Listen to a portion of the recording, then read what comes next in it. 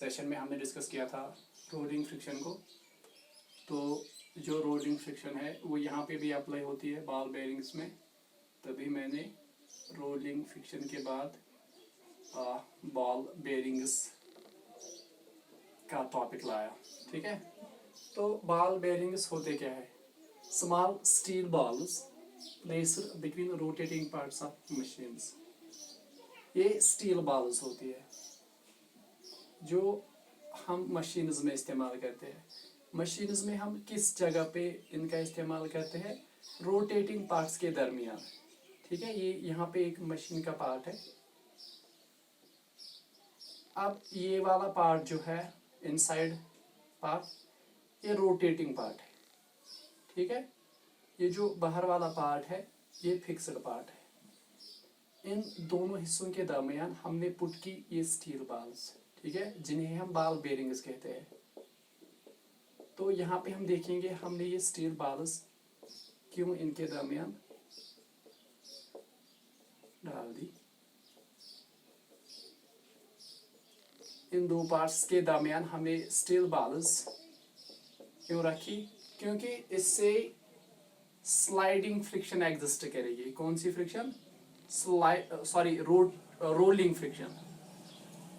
Steel बाल्स इन दो parts के दरमियान डालने से रोलिंग फ्रिक्शन एग्जिस्ट करेगी। और आपको पता ही है रोलिंग फ्रिक्शन, अगर मैं यहाँ पे एक ऑर्डर लूँ static friction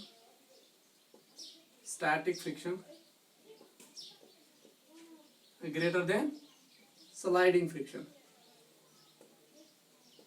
and sliding friction greater than rolling friction। जब बॉल बेयरिंग्स पुट करने से रोलिंग फ्रिक्शन होगी तो उससे क्या होगा? उससे जो फ्रिक्शन है वो रिड्यूस हो जाएगी। क्या हो जाएगी? रिड्यूस। अब जब ये पार्ट मूव करेगा, इनसाइड पार्ट इस मशीन का जब मूव करेगा तो उससे क्या होगा? ये जो बॉल्स है जो इन दो सरफेसेस के कांटेक्ट में है ये रोल करना स्टार्ट हो जाएंगी। तो उससे क्या होगा? जब तो उससे रोलिंग फ्रिक्शन होगी। क्या होगी? Rolling friction. ये पार्ट जब मूव करेगा तो ये जो बॉल्स है ये रोल करना स्टार्ट हो जाएंगे, तो उससे रोलिंग फ्रिक्शन हो जाएगी। यहाँ पे रोलिंग फ्रिक्शन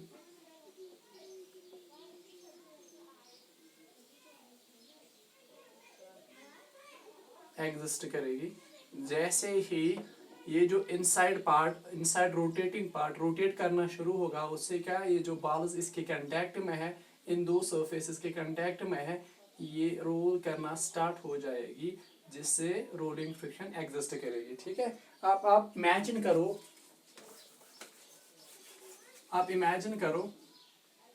ठीक है, आप इमेजिन करो कि ये जो बॉल्स है, स्टील बॉल्स है, जिन्हें बॉल बेयरिंग्स का नाम भी देते हैं, ये एग्जिस्ट नहीं कर रही है। ठीक है, तो उससे क्या होता? ये दो सरफेसेस है ये एक दूसरे के कांटेक्ट में आ जाती। ठीक है, उससे कौन सी फ्रिक्शन एग्जिस्ट करती? ये जब रोटेट करता तो इन दो सरफेसेस के दरमियान, इन दो पार्ट्स के दरमियान स्लाइडिंग फ्रिक्शन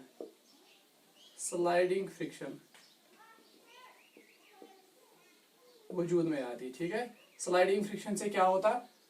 उससे लॉट ऑफ एनर्जी जनरेट होती, लॉट ऑफ एनर्जी लॉस होता। यहाँ पे लॉट ऑफ हीट प्रोड्यूस होती और एनर्जी लॉस भी ज्यादा होता। सिंस यहाँ पे हमने बॉल बेयरिंग्स इन दो पार्ट्स के दरमियान पुट की है, जिससे क्या होता है? जिससे ये जो सरफेसेस है, पहले ही हमने इनके दरमियान जो स्लाइडिंग फ्रिक्शन, अगर ये बॉल बेयरिंग्स नहीं होते तो स्लाइडिंग फ्रिक्शन होती।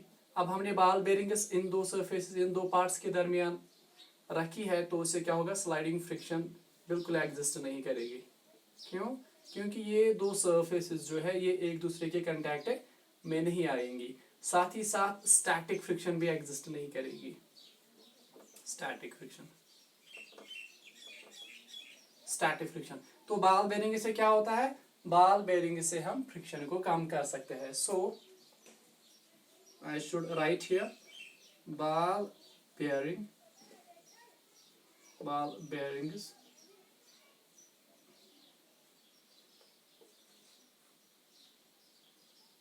are used for reducing friction. Ball bearings are used for reducing friction. That means ball bearings अगर फ्रिक्शन को रिड्यूस करते हैं तो ये एनर्जी लॉस को भी रिड्यूस करते होंगे ना। जितनी फ्रिक्शन ज्यादा होगी उतना ज्यादा वेयर टियर होगा और उतना ज्यादा एनर्जी लॉस होगा। तो इससे सीधे पता चलता है फ्रिक्शन रिड्यूस होगी तो एनर्जी लॉस भी रिड्यूस होगा। अब आप जान चुके होंगे कि बॉल बेरिंग्स क्यों यूज होते हैं, ठीक है, फ्रिक्शन को रिड्यूस करने के लिए। सिंपल, फ्रिक्शन रिड्यूस होगी, एनर्जी लॉस रिड्यूस होगी। यहाँ पे मैं कुछ एडवांटेजेस लिखूंगा बॉल बेरिंग्स की। Advantages of ball bearings, okay. तो पहला एडवांटेज क्या होगा, very good, to reduce energy loss. Friction reduce होगी तो एनर्जी लॉस भी रिड्यूस होगा, टू रिड्यूस एनर्जी लॉस।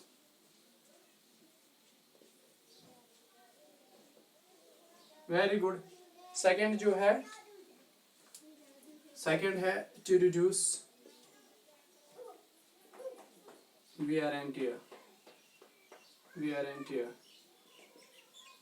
ठीक है। these are the advantages of ball bearings। यहाँ पे मैं आपको एक क्वेश्चन पूछता हूँ, can we reduce friction to zero? क्या ऐसा हो सकता है कि फ्रिक्शन बिल्कुल जीरो हो जाएगी? ऐसा पॉसिबल है? Yes, no. Why? Because no surface is perfectly smooth, ठीक है। That